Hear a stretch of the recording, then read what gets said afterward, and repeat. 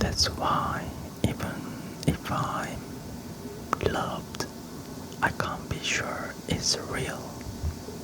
Jenny ASMR. Hello, hello, hello, hello, hello, hello. This is Jin.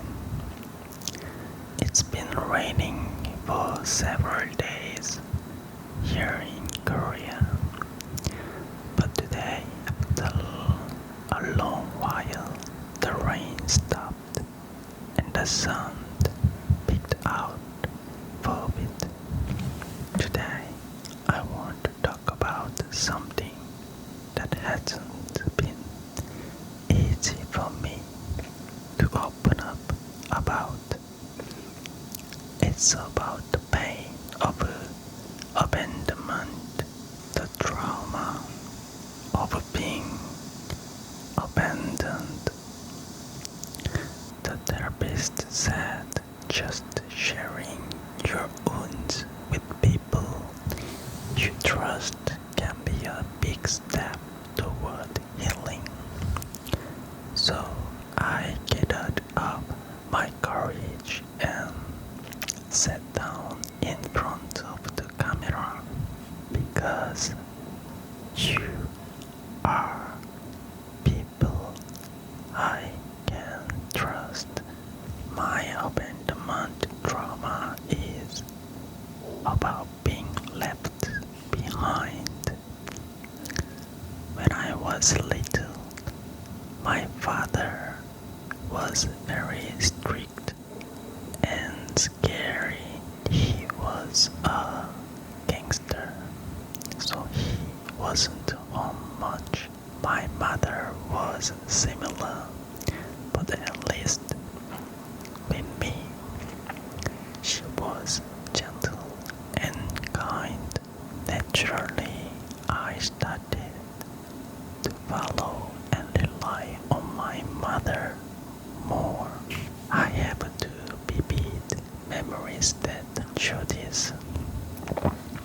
One is when I was little and threw a big tantrum because I didn't want to go to kindergarten.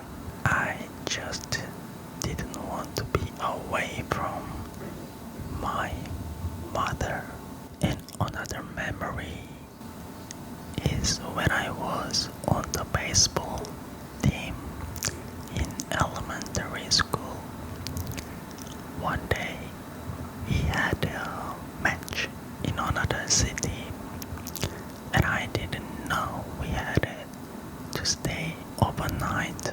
After the game, we were paired with players from the other school. It turned out we had to sleep at their house.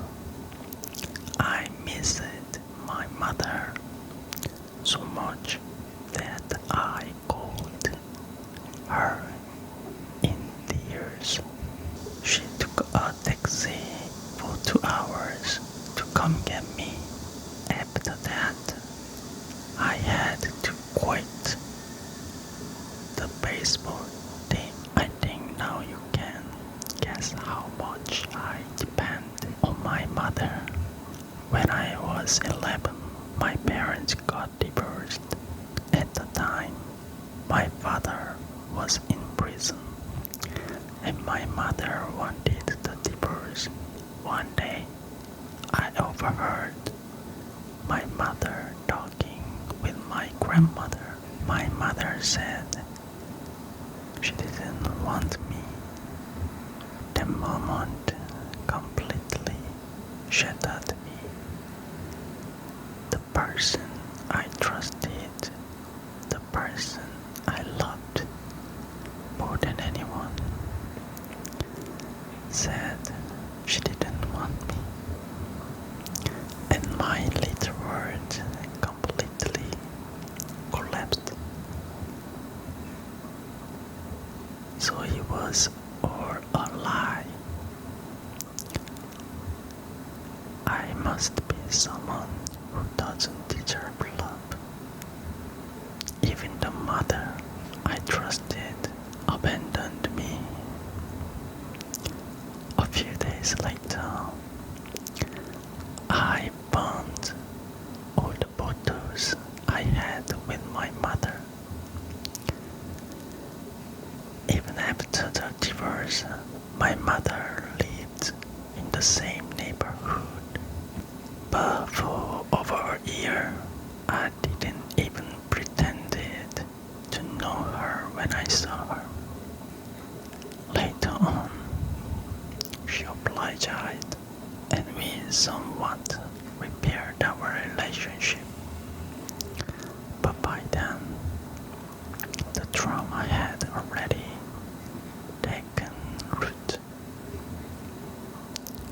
And I told myself, she's someone who could abandon me at any time.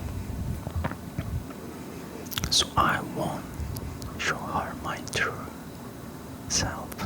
When I was 18, I suddenly wanted to look up records about my family.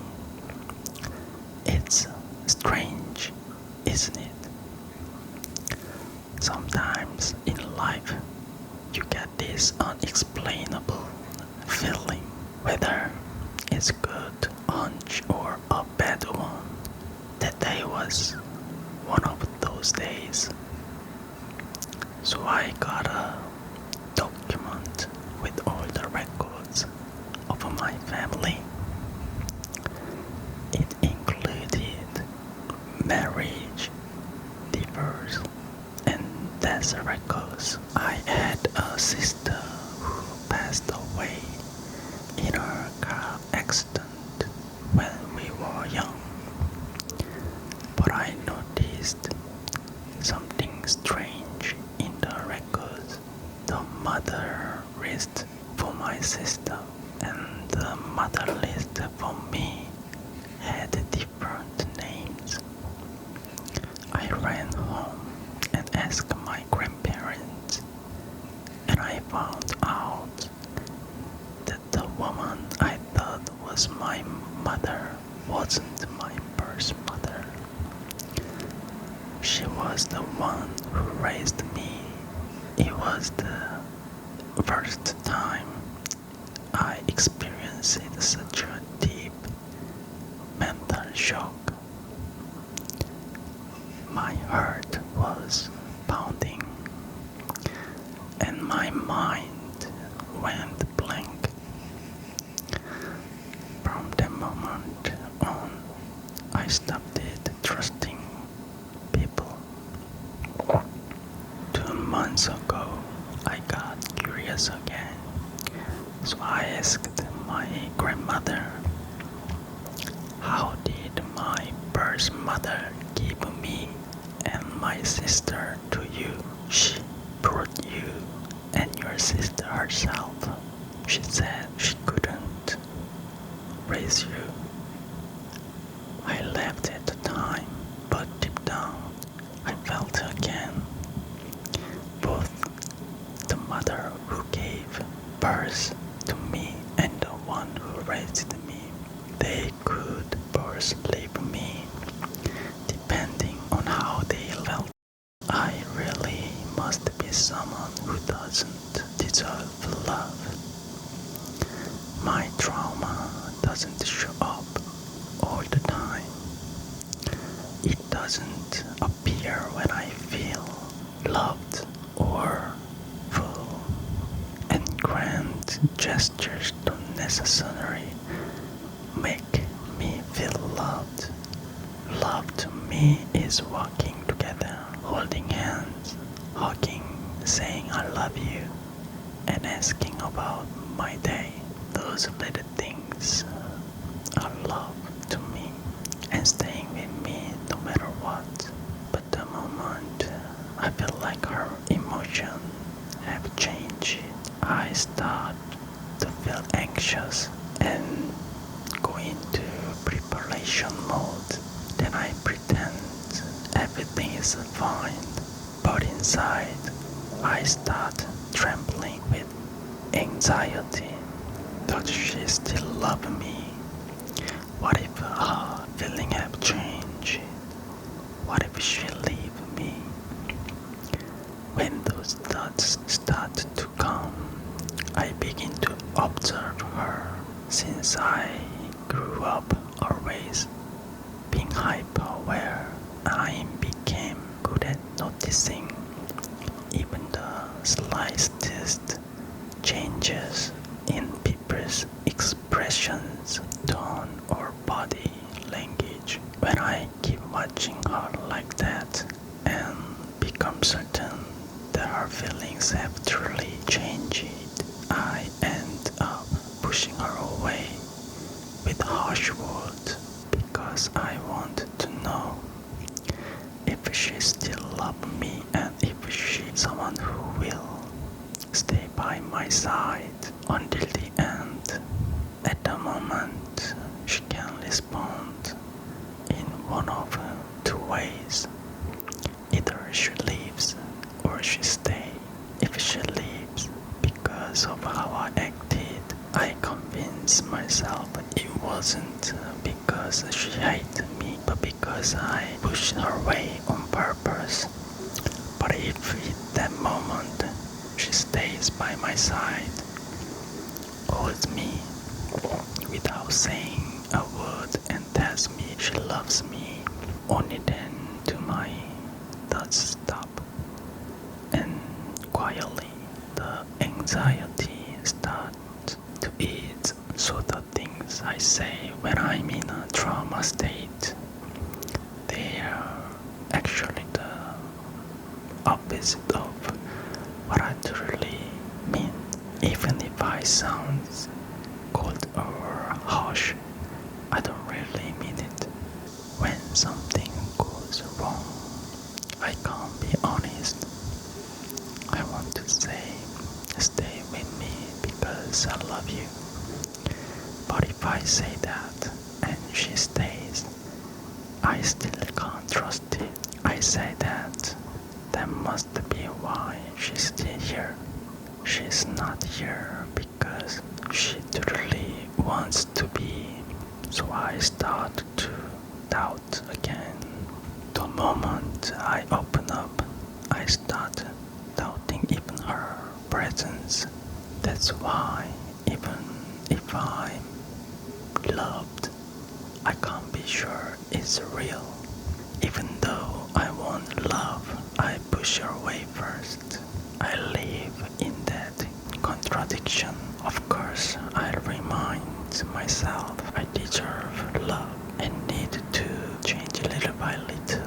But I also know I need help from others. With someone's steady love and warm presence, my trauma can slowly heal. So even making this video is practice for me to be honest with myself and not hide my feelings.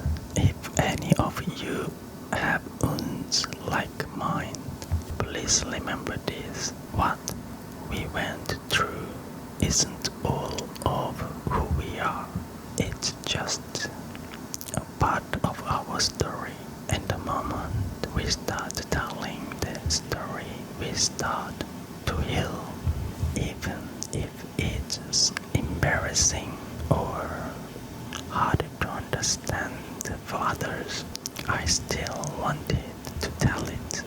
Thank you so much for listening to my story today. Just like you listened to my heart, I want to hear your story too.